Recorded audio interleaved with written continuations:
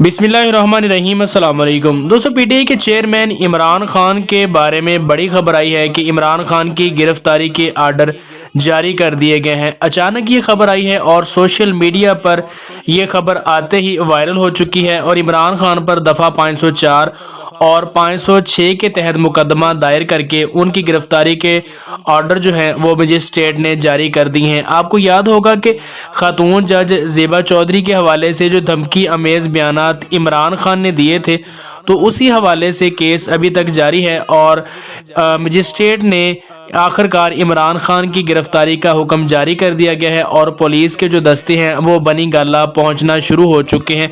और अब ये देखना है कि इमरान खान की गिरफ्तारी अमल में आती है या नहीं, क्योंकि बहुत ही मुश्किल काम है, क्योंकि जो पीटीआई के हैं सपोर्टर वो वहां पर पहुंचना शुरू हो गए हैं। और इससे पहले भी इमरान खान की गिरफ्तारी के हवाले से खबरें आ रही थी।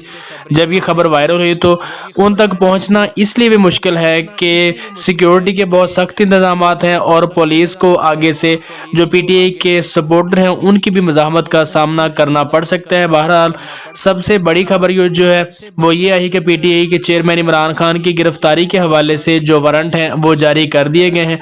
और अब देखना यह है कि आगे क्या मामला पेश आते हैं। क्या पुलिस इमरान खान को गिरफ्तार करने में कामयाब होती है या फिर बनी गाला की सिक्योरिटी और लोगों की जानिब से जो उनका एहतजाज है उन्हें देखकर पुलिस वापस हो जाएगी। 504 और 506 दफ़ा के तहत खातून जज को जो इमरान खान ने अपने खिताब के दरमियान धमकियां दी थी, तो उसी हवाले से केस अभी तक जारी है और इमरान खान की गिरफ्तारी के आर्डर जारी कर दिए गए हैं।